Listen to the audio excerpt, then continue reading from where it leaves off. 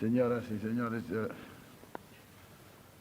quiero que el comienzo sea para saludarlos a todos y agradecerles que han sido tan amables de responder a esta invitación para tratar un pequeño problema dentro de nuestro gran problema, pero que tiene en este momento una importancia bastante marcada, que es la consideración del proyecto de contrato para la explotación petrolífera.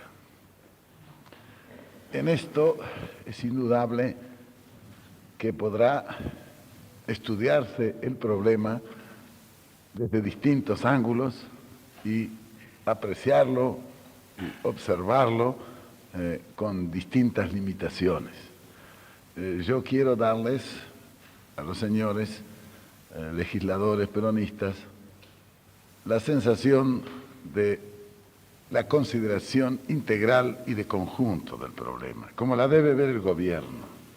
El técnico la mirará naturalmente por el agujerito de la técnica y no ve nada más que un sector de este problema.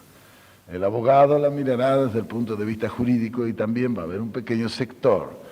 Nosotros, desde el gobierno, debemos verlo como la solución nacional y, en consecuencia, como un problema integral, no sin limitaciones o sin críticas limitativas de ninguna naturaleza. Por eso yo quería hacer una exposición que no será todo nuevo, porque yo he hablado ya muchas veces y en el gobierno se ha hablado y los señores legisladores también han hablado.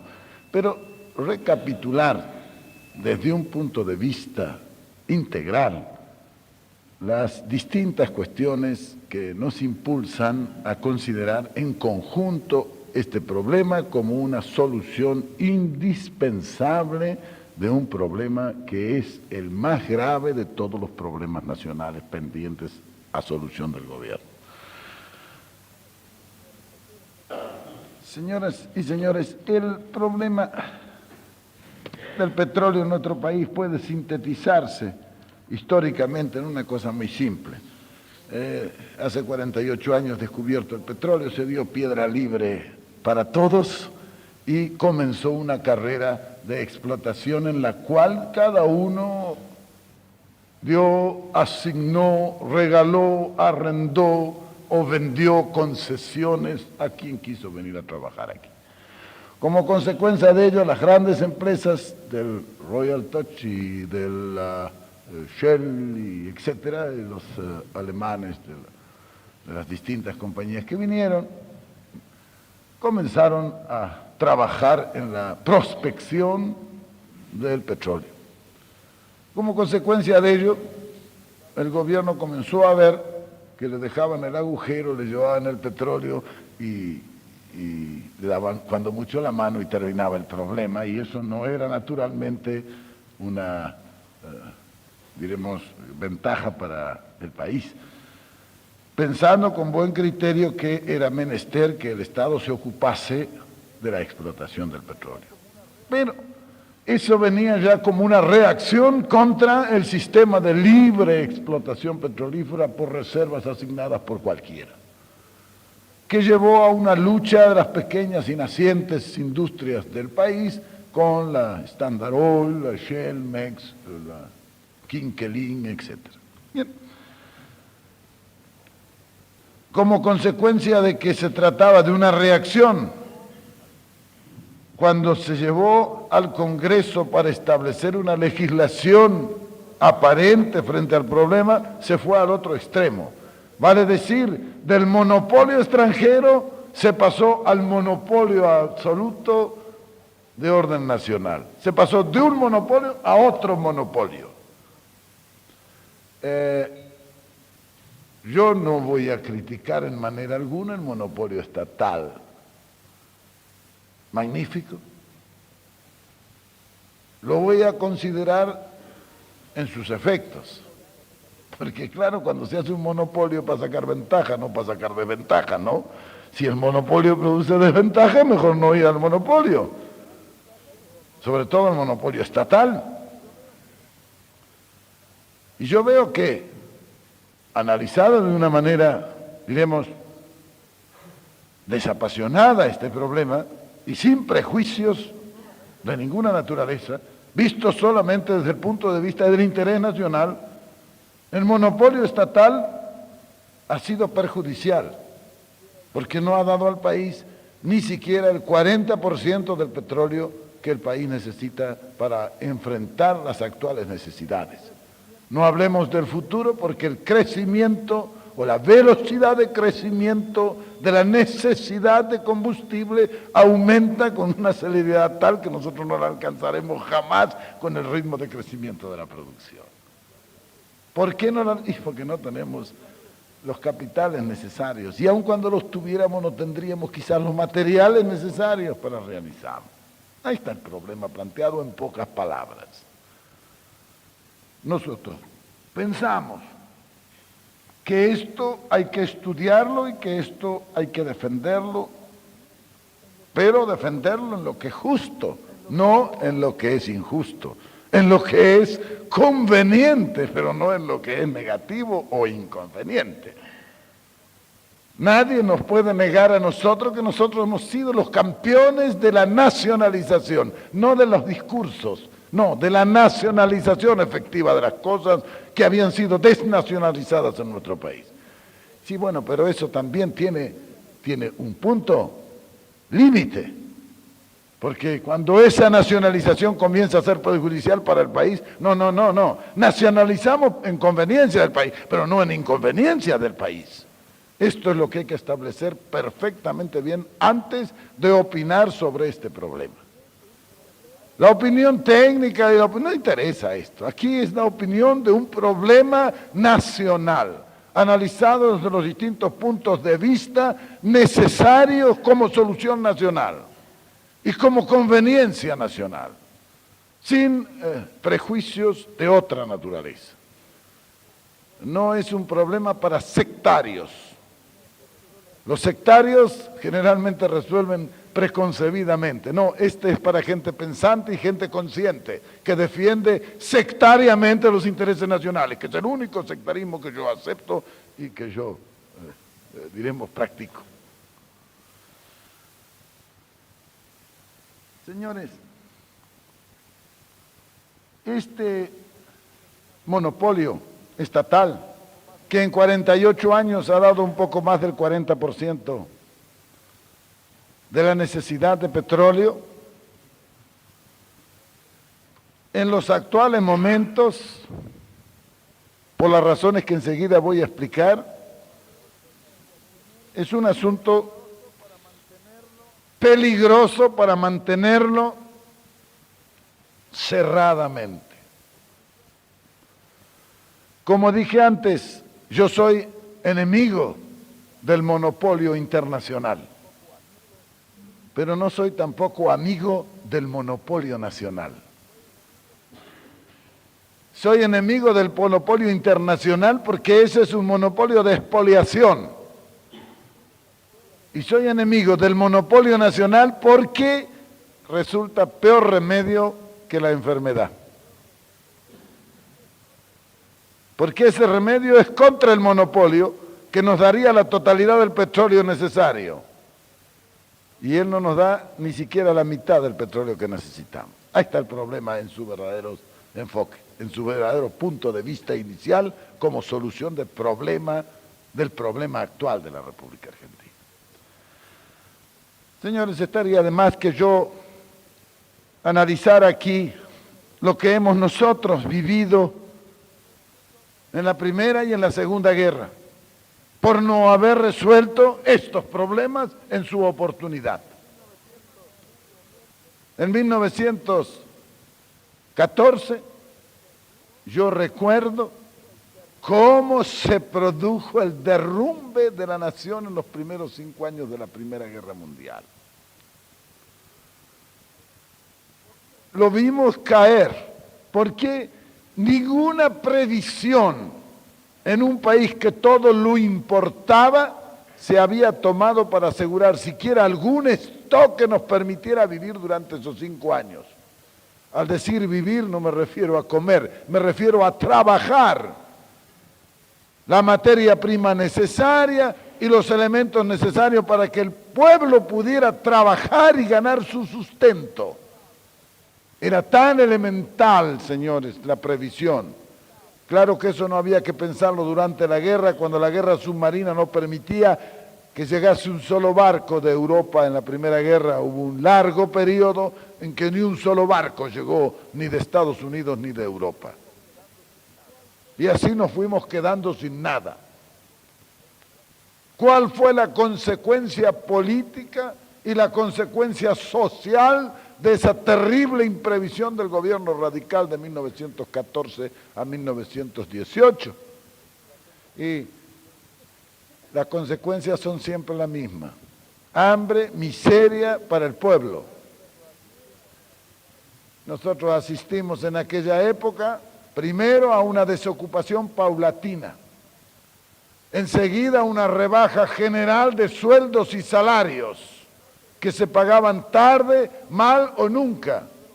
A nosotros, que éramos verdaderos privilegiados, nos pagaron una vez con 6 meses de atraso. Vivíamos de la caza y de la pesca, los empleos públicos de aquella época, y éramos los que mejor vivíamos. Vea cómo vivirían los demás. Comenzaron las fábricas a cerrarse. Como consecuencia de esa inactividad y de esa falta de pago, los comercios llegaron a una atonía extraordinaria y en consecuencia los empleados y todos los que servían a esa actividad comenzaron a correr la liebre, como decimos nosotros popularmente. Ya ese fue un problema de hambre, no fue un problema de falta o de estímulo o de atonía en la economía nacional. Naturalmente eso fue a medida que la guerra avanzó, cada día pronunciándose de una manera más grave.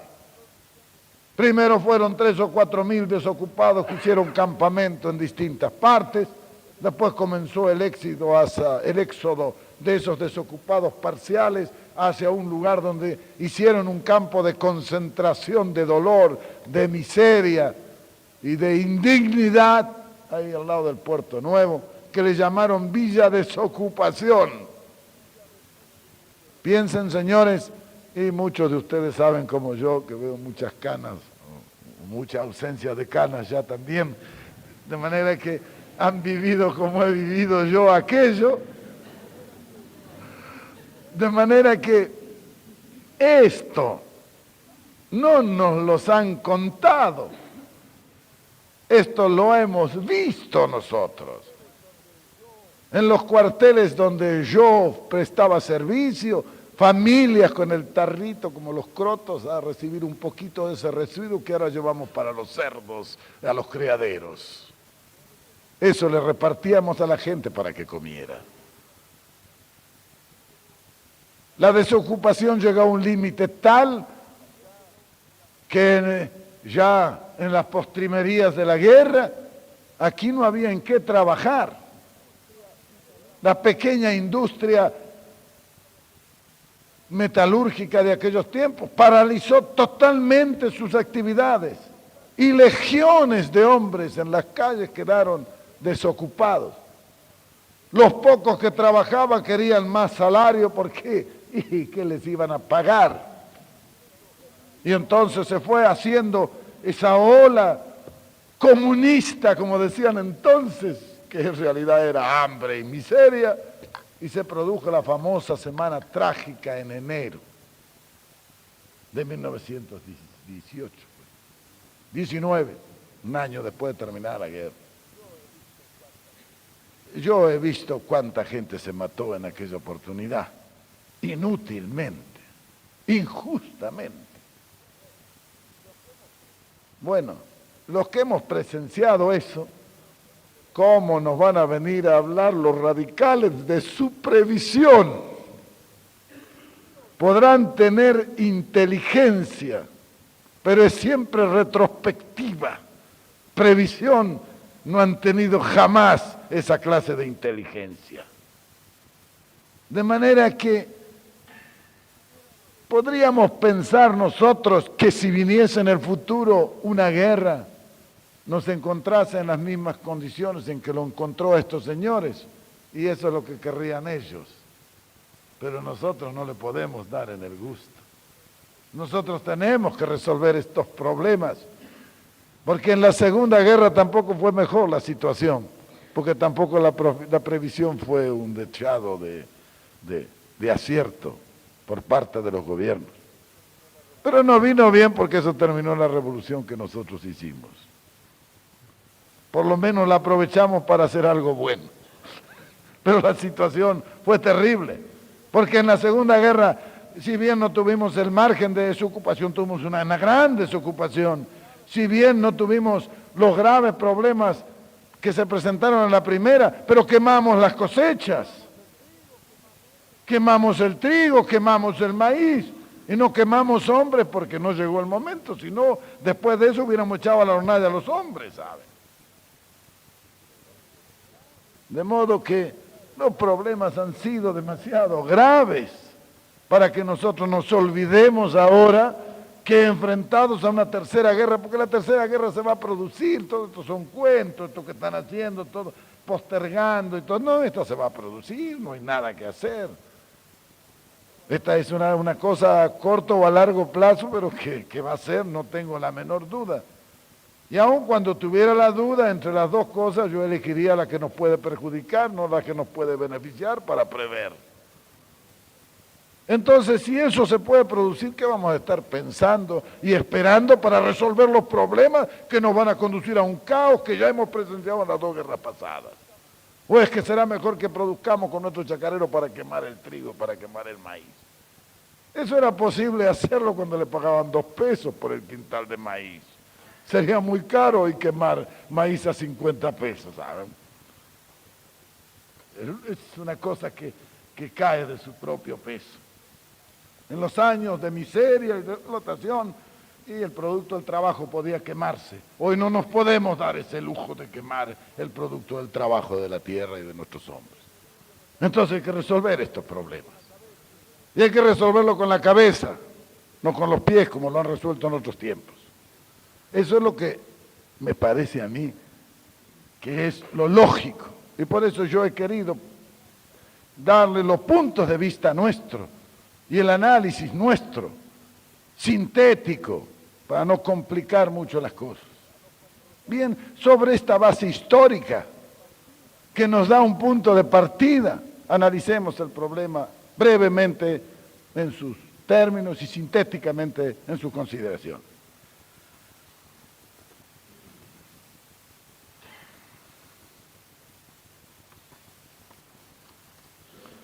Señores, yo recuerdo cuando era chico, teníamos en el colegio nosotros la geografía de Boero, esa famosa que dicen que es mala, pero que a mí me parece que es buena. Y no me olvido nunca cuando se estudiaba Inglaterra, decía que este siglo era de Inglaterra porque había tenido el combustible, había tenido carbón. Con él había hecho la industria y con eso había enriquecido y había dominado. Esto quizá no sea todo cierto, pero hay un gran fondo de verdad en esto. Los que han intentado industrializarse sin combustible, lo han pagado caro. Han trabajado para los demás o se han fundido. Son las únicas 2 puntos de llegada de los que industrializan sin combustible. La base de la industrialización es el combustible. Yo recuerdo siempre cuando le preguntaron a Lenin qué era un gobierno soviético. Dijo, campesinos, obreros y muchos millones de kilowatt hora. Vale decir, gente férrea de trabajo y mucha energía para acompañarlos. Eso sigue siendo cierto hoy como ha sido cierto en la historia del mundo. Bien, yo analizo además nuestras necesidades en el orden de la industrialización. Empecemos por decir que podemos renunciar a la industrialización para poder mantener el monopolio del petróleo y producir el 40% de la necesidad, podemos renunciar a la industrialización. Pero yo pienso que sin industrialización del país nosotros no vamos a resolver el problema del país. Las masas urbanas son demasiado grandes para tenerlas inactivas y vivir de los que trabajan las masas rurales, que ya van siendo cada vez más chicas. Eso es un problema superado por nuestro tiempo y por nuestro país. De manera que vamos a la industrialización o nosotros no resolvemos ni el problema social ni el problema económico del país. De manera que no podemos renunciar a eso. Si no podemos renunciar a eso, hay que resolver el otro problema que lo posibilite. Sin las posibilidades de una energía suficiente, no podremos nosotros industrializar al país y menos aún dar trabajo a nuestros ya 20 millones de habitantes. Ya el problema nuestro comienza a ser un problema de trabajo. Ya este pueblo no puede ser de pastores y de agricultores porque entonces va a trabajar un 10% de la población. Hay que darle trabajo al otro 90%. Que si no industrializamos no va a tener en qué trabajar. Ahí está el verdadero problema. Señores, nosotros calculamos bien, a través de estudios muy detallados y muy minuciosos y muy investigativos, las necesidades energéticas del país. Este es un problema que no tiene solución, sino a través de grandes soluciones en el orden de las posibilidades de los combustibles. Nosotros necesitamos el doble de la energía que actualmente estamos consumiendo. El doble necesitamos para satisfacer las necesidades actuales solamente. Nosotros estamos tirando de la cola y ustedes ven cuando uno se va a instalar con una industria y dice, tengo todo listo, estoy parado. ¿Por qué? No tengo energía. Vale decir que estamos al desarrollo industrial, lo estamos tirando de la cola nosotros por falta de energía. Deberíamos producir ahora el doble de lo que producimos. Y dentro de 5 años tendremos que producir 4 veces lo que hoy producimos. Si no producimos dentro de 5 años 4 veces la actual, llegar a 16 millones de kilowatts dentro de 5 años. Estamos produciendo 4, o de metros cúbicos de petróleo, si quieren. Hago proporción, no hago estadística. Bien, si nosotros no resolvemos ese problema, es inútil que nos estemos gastando en otra clase de lucubraciones de cualquier naturaleza, señor. ¿Cómo debemos de producir esa energía? Con usinas termoeléctricas a corto plazo. Porque las hidroeléctricas de gran rendimiento son todas a largo plazo. Tenemos que pensar para de acá 15 o 20 años empezando a trabajar ya. Pero el problema nuestro no está de acá 15 a 20 años, está de acá 5 años, señores. Y en consecuencia tenemos que pensar en eso. Por otra parte, las hidroeléctricas son siempre un poco aleatorias. El año que no llueve, no le podemos dar a la industria un año con toda la electricidad y otro año con la mitad, como le pasa a muchos que no tienen la suficiente reserva termoeléctrica. Nosotros, aunque hidroelectrifiquemos el país a bajo costo, tendremos que mantener siempre la reserva termoeléctrica para poder responder en los momentos de necesidad por insuficiencia de aguas, etc. Bien, señores. Por otra parte, las largas distancias producen un desgaste o una pérdida tal en la línea de alta tensión que en 1000 kilómetros perdemos casi el 50% de la fuerza. Y desgraciadamente todas nuestras posibilidades de potencial hídrico están sobre la periferia del país y los concentros de consumo están en el centro del país. a miles de kilómetros de distancia de las fuentes de producción. De manera que nosotros hemos pensado que la hidroelectricidad, en el mejor de los casos, servirá para los consumos locales. Para la industria general tendrá que ser indefectiblemente la termoelectricidad. Y para hacerlo es necesario contar con combustible. Y de ese combustible, combustible líquido. Y del combustible líquido, barato. Barato. Si no, tampoco va a ser negocio. Hoy con una mano de obra que es el 30% de las grandes industrias americanas o inglesas, por el costo de la energía o el costo del combustible, estamos industrializando a mayores costos que esos países que pagan altamente su mano de obra. Vale, y señores, bastaría hacer un pequeño cálculo. Una tonelada de petróleo en el Golfo vale $12. El básico. Y nosotros aquí la pagamos 31.50 porque 19.50 es el precio del transporte. Ya me voy a referir a esto. Con combustible a 31.50 tonelada puesta aquí, no puede ser. La industria, es caro eso. Nosotros tenemos que hacer a $10 la tonelada. Y eso lo haremos solamente con petróleo nuestro. No podemos seguir importando petróleo para estar pagándole a los barcos petroleros el doble casi de lo que cuesta el petróleo, o de lo que vale el petróleo, no de lo que cuesta el petróleo. Señores, este es un problema tan importante que bastaría un solo caso para poner en evidencia su importancia. Hace 15 o 16 años, un país vecino, interesado en el desarrollo de su industria, libró a batalha do ferro, como le llamaron, para llevar su industria. Hicieron la batalla do ferro con combustible importado. Han pasado 10 años y en este momento se encuentra con un problema sin solución. ¿Por qué? Porque tienen que pagar por deuda atrasada de importación de combustible $300 millones al año durante 10 años.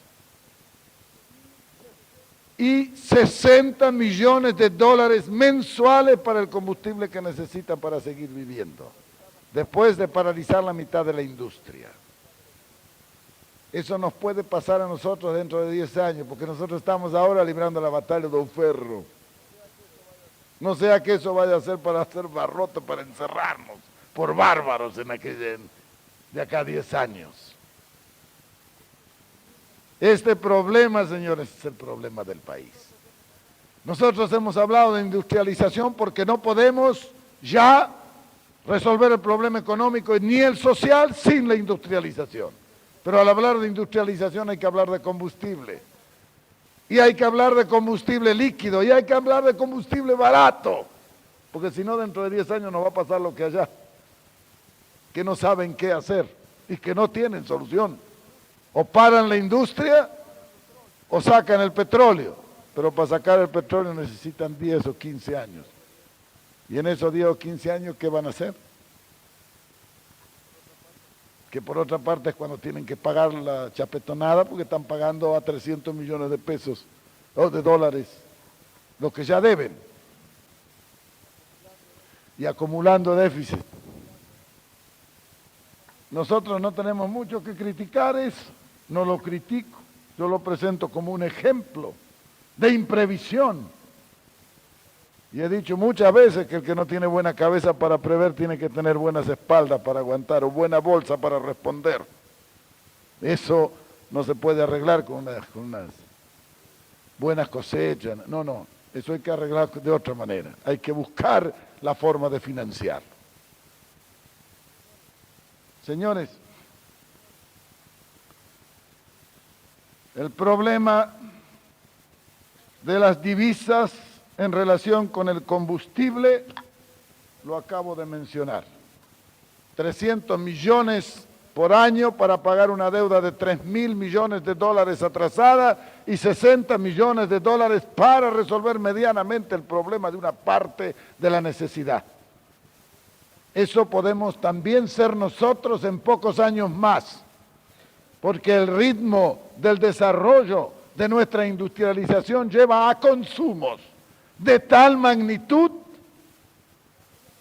que vamos a empezar a tragarnos todos los presupuestos de divisa y todos los créditos y todos los pagos diferidos para poder importar el combustible necesario para no tener nuestra gente desocupada y poder seguir llevando adelante la industria. Ahí está el problema. Podemos pensar nosotros que con el actual estado financiero vamos a poder destinar los 4, 5 o 10 mil millones de pesos que se necesitan y en caso de que dispongamos de esos 10, 15 o 20 mil millones de pesos que necesitamos para la explotación petrolífera, vamos a poder comprar la maquinaria, la tubería y todo lo que necesitamos aquí para hacerlo. Vamos a tener el desarrollo técnico necesario en el corto tiempo que es necesario sacar eso para resolver el problema. Señores, cuando uno se pone a pensar y a desdoblar esto, es cosa de no terminar. Es cosa de no terminar. Las razones y los argumentos son tan extraordinarios que es inútil perder el tiempo en estar explicando esto que no necesita ya, por evidente, ninguna explicación.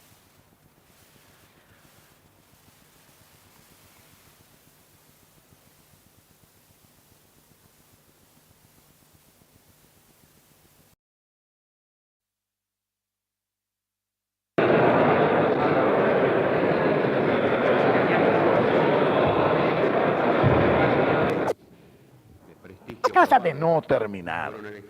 Las razones y los argumentos son tan extraordinarios que es inútil perder el tiempo en estar explicando esto que no necesita ya, por evidente, ninguna explicación. Añadimos que no se trataba de una inversión ida por Señores, 14222 y decreto reglamentario, sino una radicación. El costo del combustible actual en la República Argentina favorables, perspectiva de nuestra economía, permitiría que nosotros desarrolláramos nuestra industria con petróleo importado en el hipotético caso que dispusiéramos de las divisas necesarias para importarlo. Tampoco. Si nosotros produjéramos en este momento cereales y carne y tuviéramos buenos precios, no los precios que tenemos, no hubiera en el mundo la explotación de la materia prima en el grado, diremos, tan terrible como actualmente existe, salvando todas esas cosas, y dispusiéramos de toda la divisa inconsideradamente a nuestra disposición para importar combustible, ¿podríamos industrializar el país con ese petróleo? Tampoco, señores. Porque los costos de producción nos van a llevar a límites tales que va a ser una industria, pero demasiado cara para poderla mantener. Ya en este momento, la industria argentina es una industria de costos antieconómicos para la nación. La sostenemos porque es necesario sostenerla, pero no porque económicamente se sostenga a sí misma. Esto nos va llevando, conjuntamente con los altos costos de la producción, nos va llevando a una acumulación de déficits que se traducen en acumulaciones de deudas, que es necesario resolver por algún camino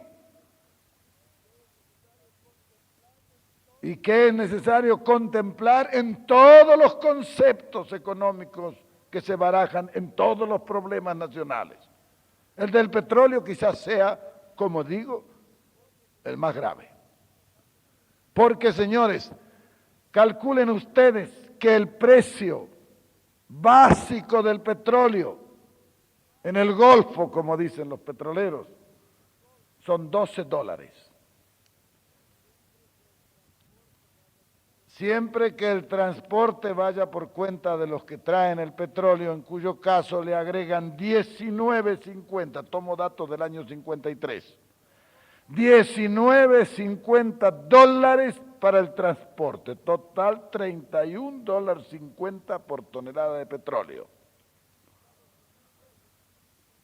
Estados Unidos, para el orden interno de su consumo, con transporte, calculan término medio $8 la tonelada de petróleo para poder económicamente producir la energía necesaria. ¿Cómo vamos nosotros a competir con la industria de ellos a $8 por tonelada, nosotros pagando 31.50 por tonelada? ¿Qué industria vamos a montar nosotros con esa solución? Y pensemos, señores, que si nosotros no resolvemos este problema, YPF no lo puede resolver. Ello porque nosotros no le podemos financiar.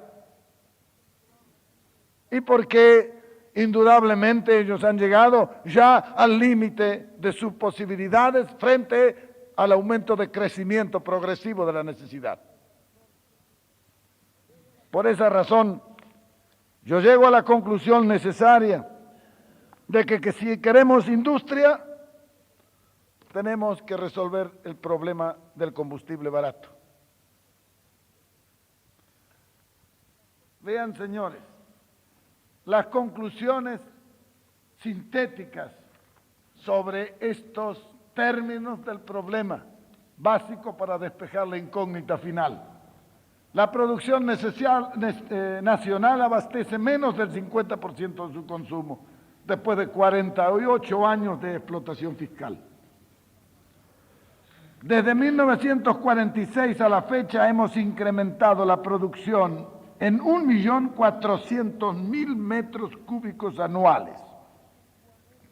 O sea, hemos aumentado el 40% sobre el nivel de 1946, que era de 3.300.000 metros cúbicos para yacimientos petrolíferos fiscales.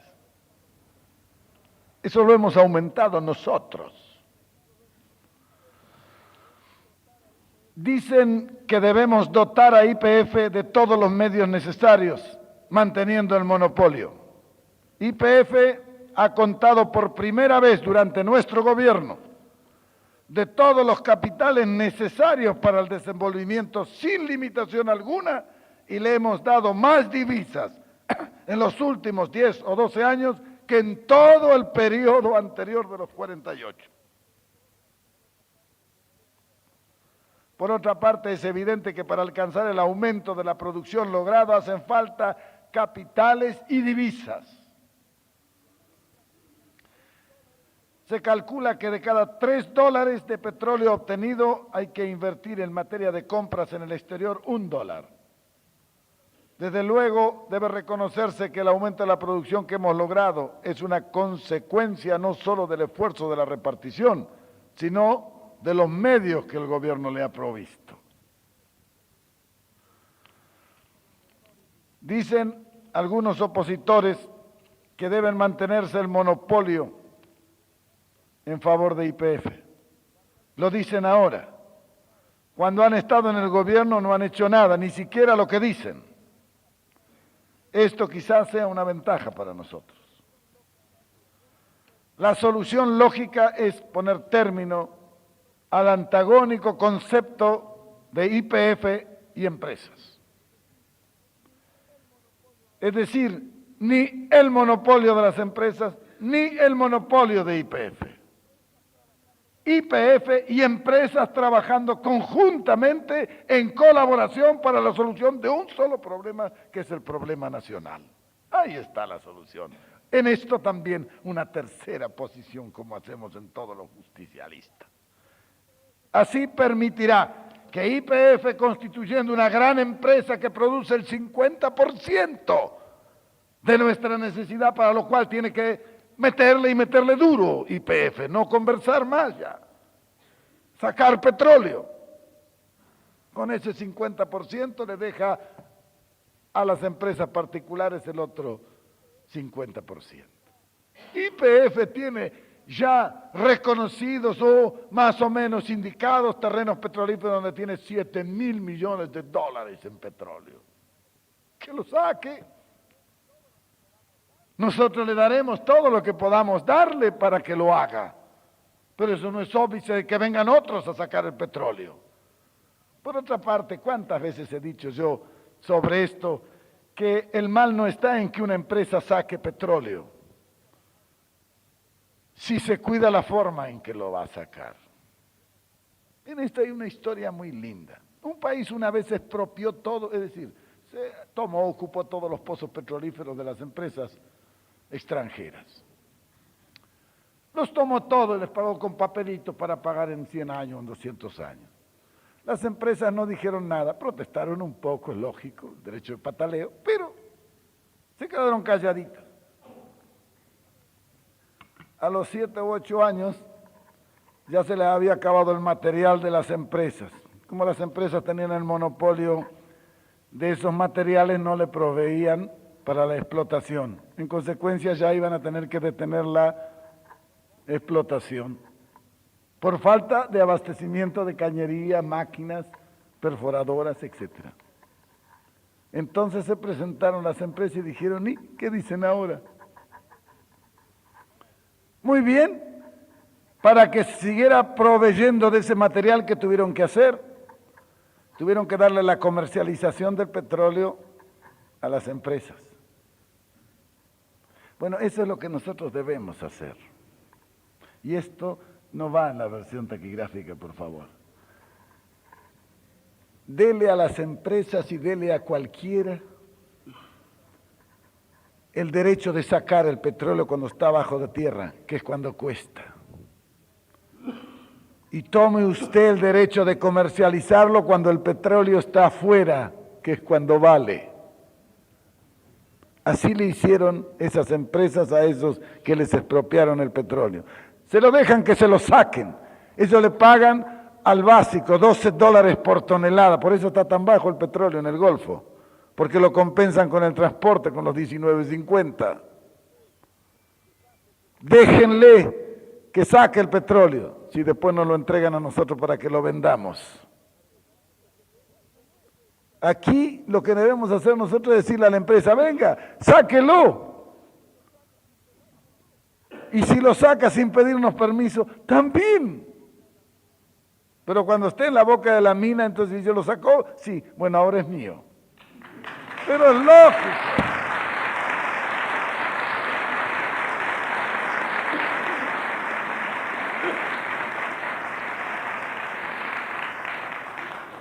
Y eso es lo que dice el artículo 40. Eso es lo que dice nuestra Constitución. Eso es lo que ha perseguido. Dejémosle las minas, los minerales, todo cuando están allí, que sean del que lo saque. Pero cuando lo han sacado, eso pertenecen al Estado. Usted le paga lo justo más una ganancia prudencial que tiene derecho. Y lo demás lo vende para el Estado. Creo que eso es justo y que eso es una seguridad absoluta. Que vengan todos los monopolios que quieran. ¿Qué nos interesa en que vengan los monopolios a trabajar sin permiso? Sin decir nada, que saquen todo lo que quieran. Ojalá, si después lo vamos a comercializar a media. Es un socio muy cómodo en ese, para que podamos nosotros ir pensando que, no, esos eran otros tiempos, y con otras leyes y con otras constituciones. Con nuestra constitución es difícil que nos puedan agarrar en un renuncio de esa naturaleza. Por eso todo eso que se pueda decir de los monopolios y de todo, tiene otro valor hoy el monopolio que el que tenía antes. Totalmente distinto.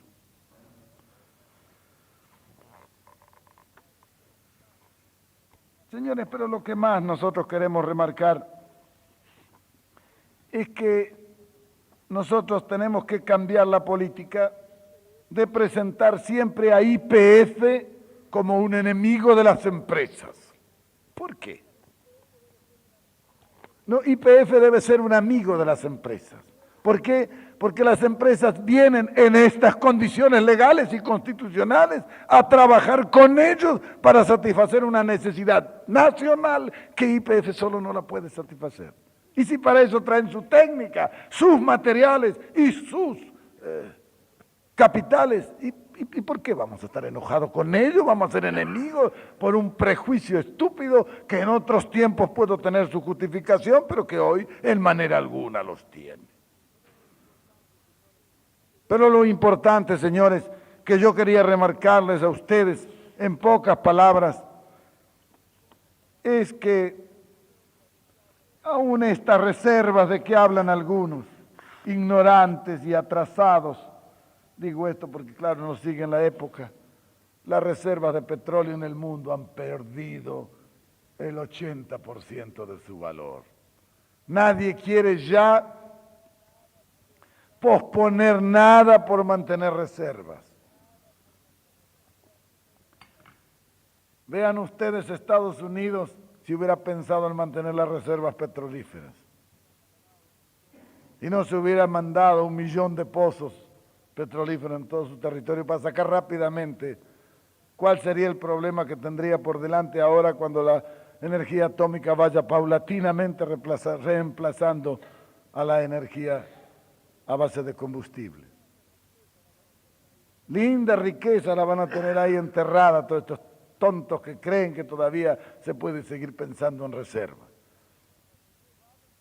Las reservas, ¿de qué valen? Sí, no las vamos a utilizar para guardarles. Es como ese avaro que junta dinero y tiene el colchón lleno de oro y no tiene para comprar la comida y se muere de hambre. Después viene un vivo, mete la mano abajo del colchón y se alza con todo lo que ha ganado. Más o menos el mismo procedimiento.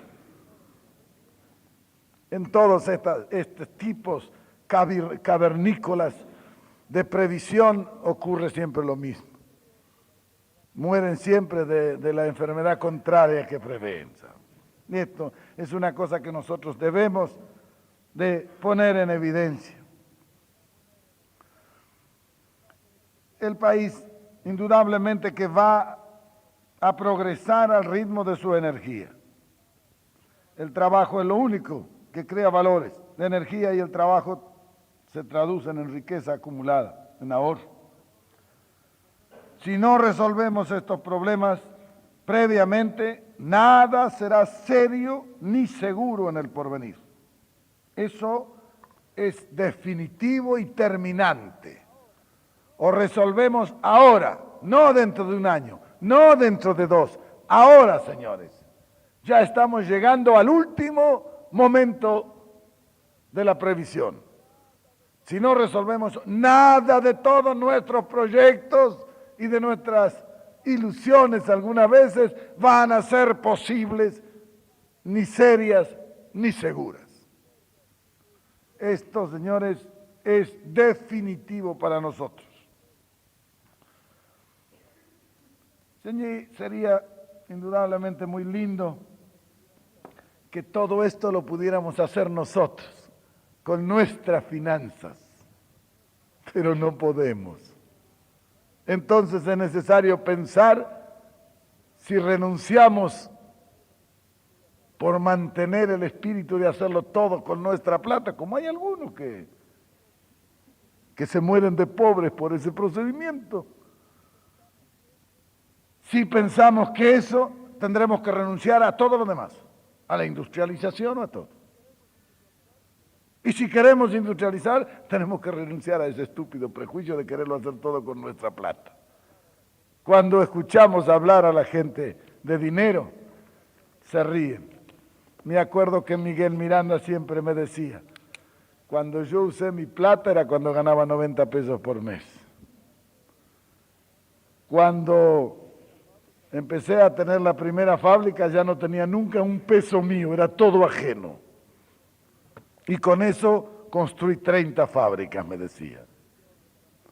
Bueno, en este orden también, señores, tenemos que empezar a pensar en grande, a tomar las previsiones legales y constitucionales que nos aseguren las cuestiones de fondo y encargarnos nosotros de darle a eso una forma, la más elegante, la más linda y la mejor, Pero el problema, señores, se resuelve siempre de una sola manera.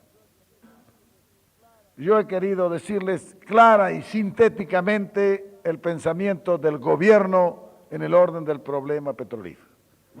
Nosotros estaríamos listos a discutirlo personalmente en la Cámara si tuviéramos una oposición que lo mereciera. Pero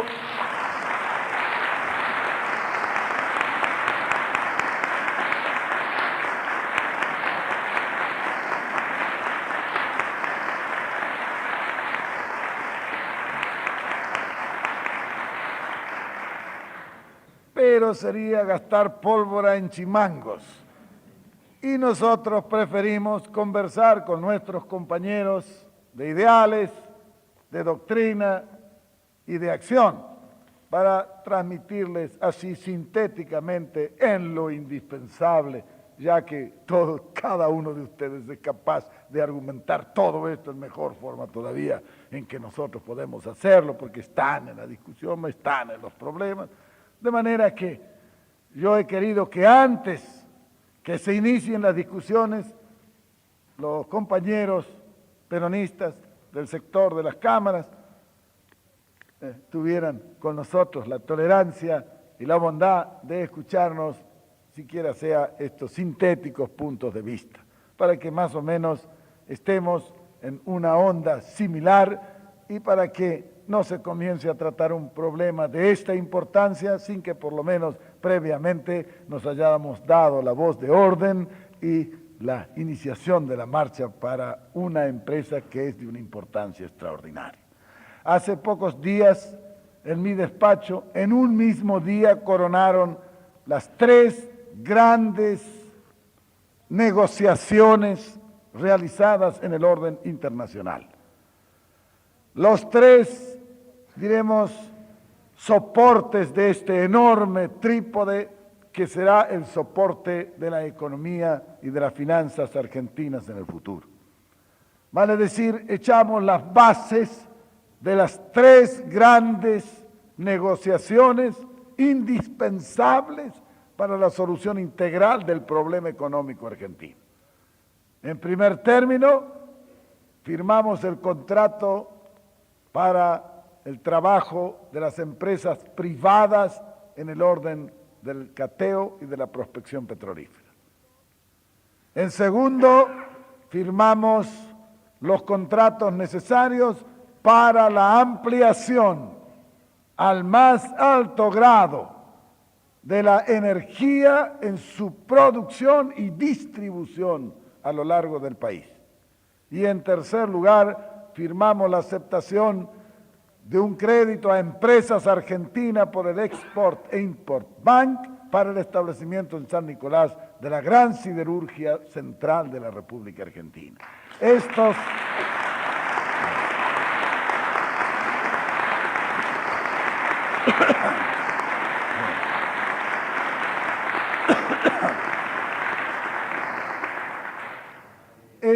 3 grandes actos son para mí los más decisivos que hayamos tomado a lo largo de toda la acción económica en los 2 gobiernos peronistas que venimos realizando.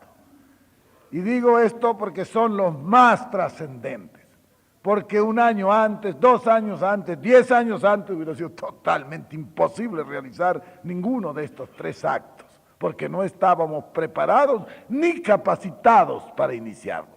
Hoy, a través de la obra de gobierno que venimos realizando desde hace 10 años, es posible que se haga eso con el deseo tanto de las empresas que van a coparticipar en la acción como del gobierno y del pueblo argentino.